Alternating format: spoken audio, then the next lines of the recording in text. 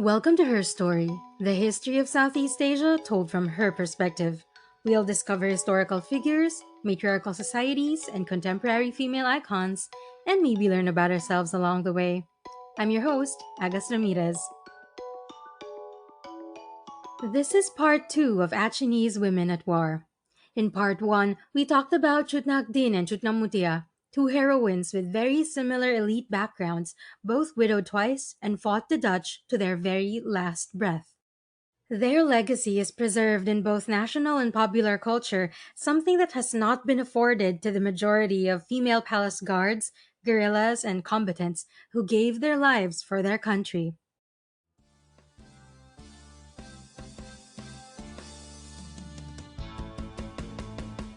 Bungong Jeumpa, Bungong Jeumpa, megadi Aceh. Bungong telebe, indah lagoina. Bungong Jeumpa, Bungong Jeumpa, megadi Aceh. Bungong telebe, indah lagoina. Putih kuning. Anonymous was a woman.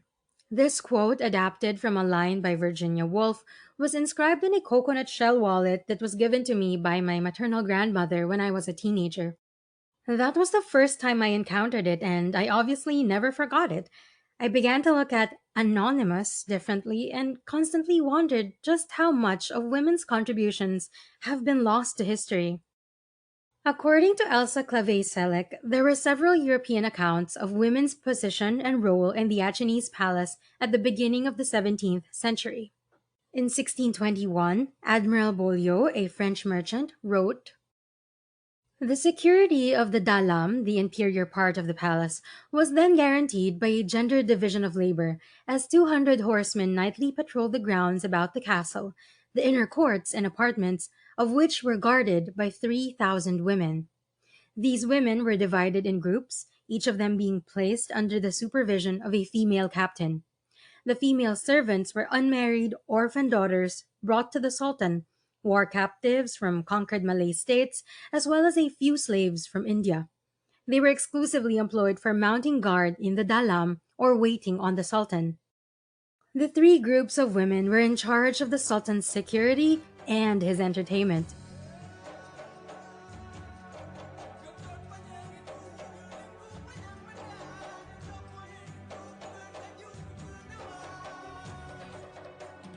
Sitting at his feet, a woman directly received his orders and passed them on to a eunuch, who then communicated them to an officer called the Kajuran Gondang, who in turn proclaimed the king's will to the audience. Some performances witnessed by Bolio were also put on by these women. They rarely appeared outside the palace except for special occasions like funeral processions. Doesn't this remind you a bit of the Crom Clone? The Crom Clone were, allegedly, the all female bodyguards of the King of Siam. They were established in 1688 and were a well disciplined force responsible for the security of the royal family and the maintenance of order within the palace grounds. There's a Patreon bonus episode on that if you're interested.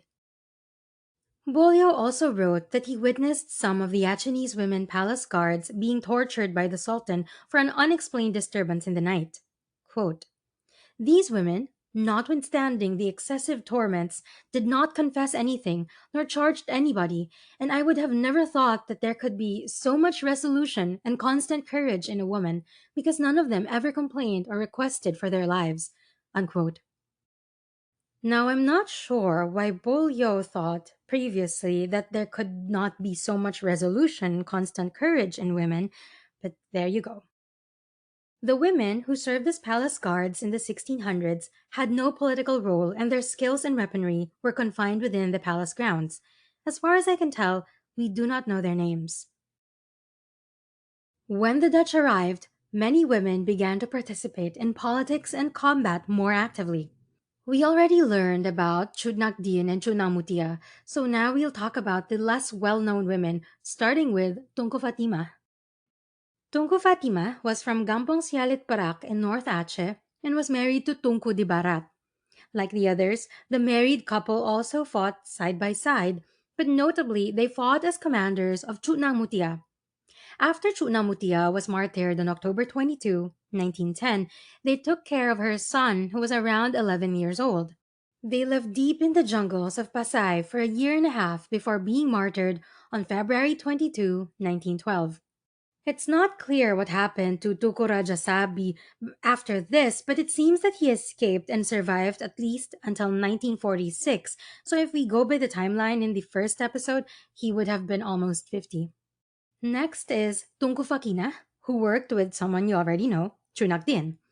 Born in 1856, she lived in the village of Lamdiran in North Aceh, where she taught Islam with her husband, Tunku Ahmad, in her parents' Daya, or Quranic school. When war broke out, they joined the guerrillas of Pantay Chermin, where her husband would eventually be martyred. After that, she continued recruiting among women for the Holy War and collecting money, which put her in touch with, besides Chutnakdin, Pochut Lamgugu, Chutnak Muligo, and Chutnak Lamrong. We'll go back to Chutnak Muligo in a minute. Her greatest achievement is said to have been the formation of a regiment, or suke, made by 4 battalions, one of them being solely composed by women who stayed in the fort Kuta Chot Wu.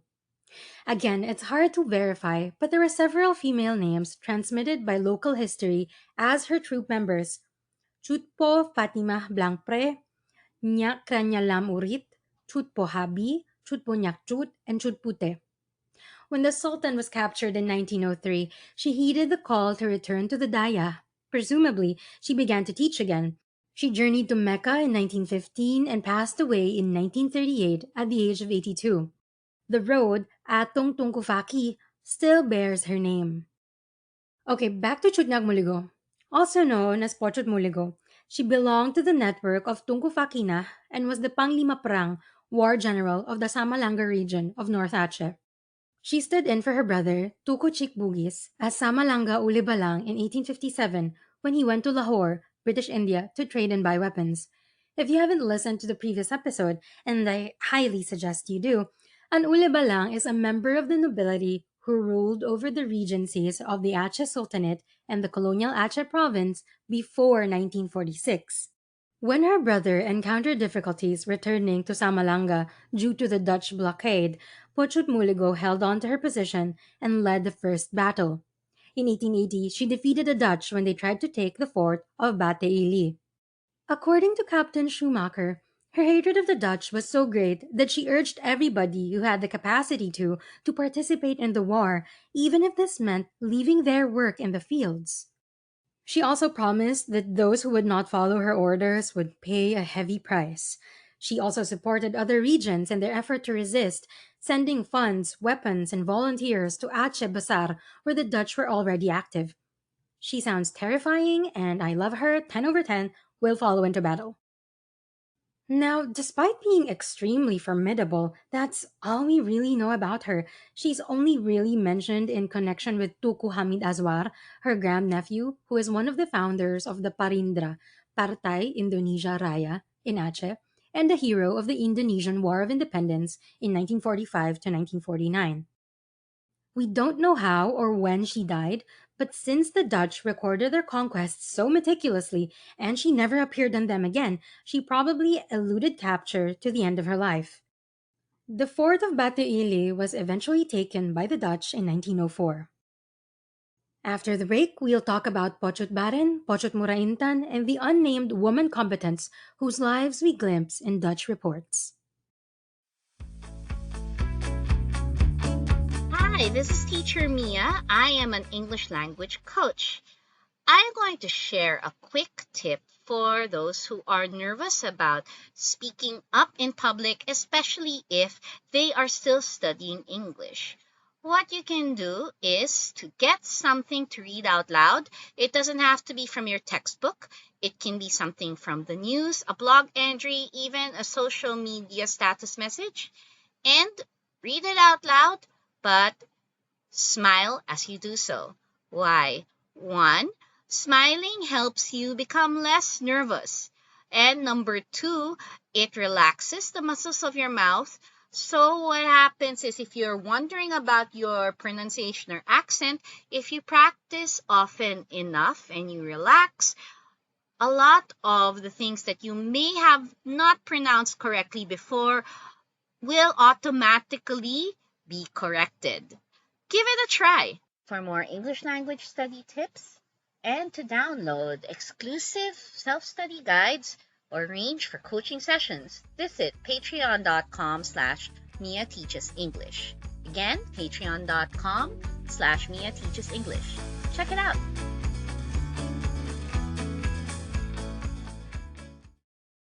The female ulebalang with the wooden leg.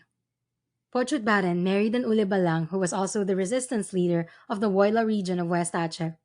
In 1898, when she was 18, her husband was killed by the Dutch. She continued his work and fought fiercely until 1906, when her headquarters in Mount Machang was destroyed and her leg was injured. She was brought to a Dutch camp as a prisoner of war. Her injured leg was eventually amputated and she was sentenced to exile to Java. But she said she recognized Dutch authority, so her sentence was commuted and she was sent home, where she was even reinstated as Ule Balang. We don't know anything more about this except that she started wearing a wooden leg and that the Dutch kept her under supervision. In episode 1, we did learn that many Acehnese fighters surrendered to the Dutch and said that they recognized their authority but continued to work with the guerrillas in secret, so we don't really know. Another female combatant is Pochut Muraintan, a member of a noble family from the Sultanate of Aceh. According to their records, she was considered extremely anti Dutch.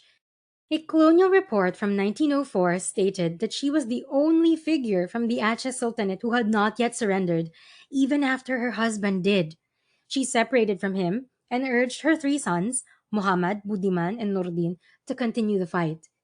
They became fugitives listed by the Dutch Marechaussee, which is, stay with me, a gendarmerie, a military force with law enforcement duties among the civilian population.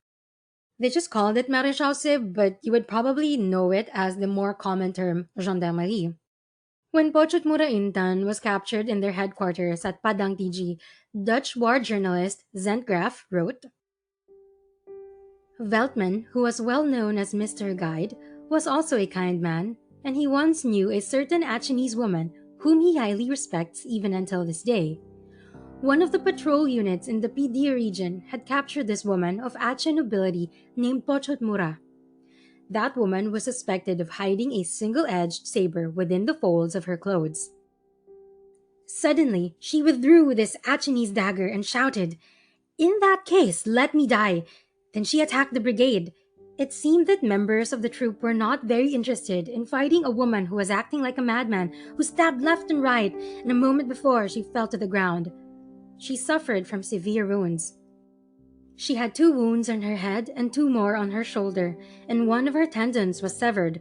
There she lay on the ground, full of blood and mud, as if she were a piece of meat which had been cut up. A sergeant who saw her with full sympathy said to his commander, "May I end her life?" To which Veltman responded harshly, "Are you crazy?" They then continued their journey. They wanted that woman to die in the hands of her own people. Several days later, while Veltman was walking through the shops of Bihu between Sigli and Padang TG, he heard that Pojudmura was not only alive, but even had a plan to murder all inhabitants in that settlement. Maybe it seems too credulous that a very noble spirit still remained even within a body which had been so ravaged.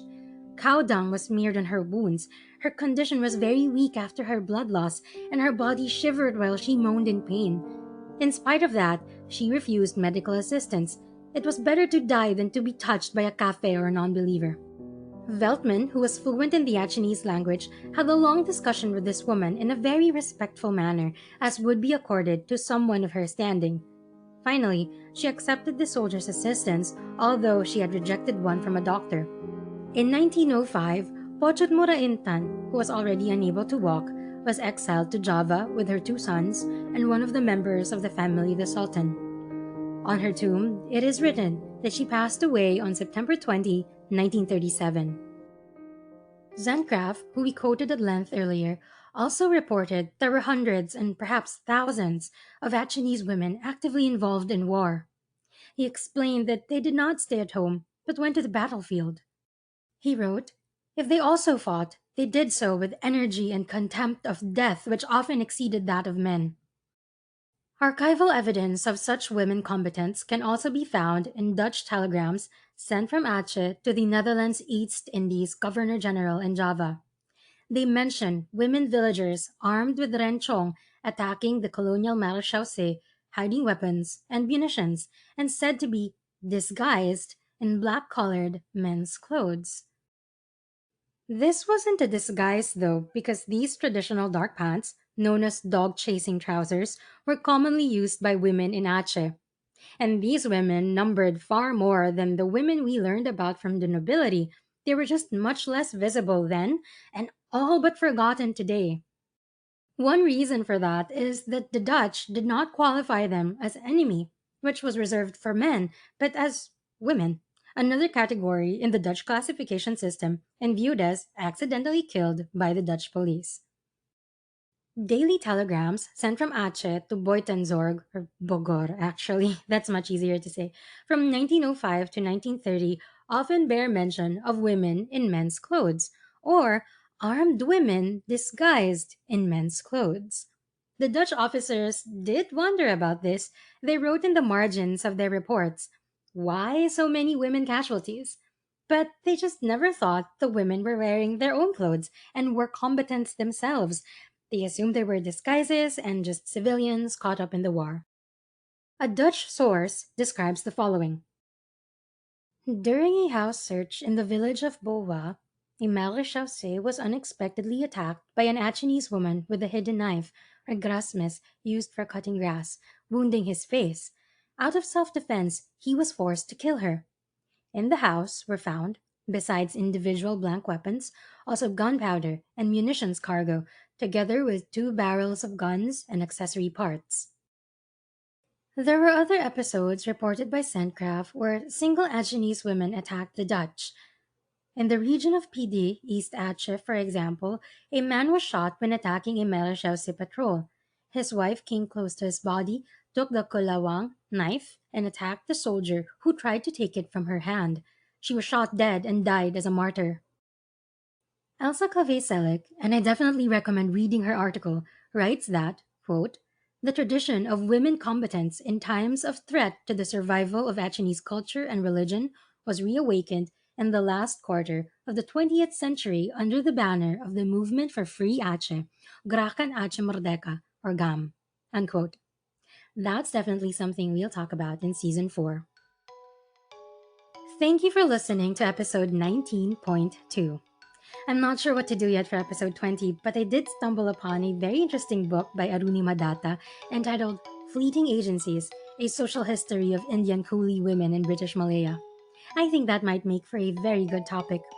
It's unlikely that I'll be able to upload in July given my personal work schedule, so I will probably see you in August. As always, thank you to our patrons Carol, Shamibi by Milish, Jennifer, Christina, Raul, Raymond, Chito, Matt, Ashley, Shireen, Charlie, Chanda, Yati, Kara, and Mando. If you want to join the Patreon, you can give as little as $1 to get a copy of the show notes with all the references, a shout out at the end of the next episode, and the occasional bonus episode. Don't forget to follow us on Facebook, Twitter, and Instagram at Her Story CPod. That's Her Story SEA Pod. There are so many more stories to tell, and we're just getting started. This podcast was hosted and edited by Agas Ramirez. Thank you for listening, and we hope to see you again next time. Sampai jumpa lagi!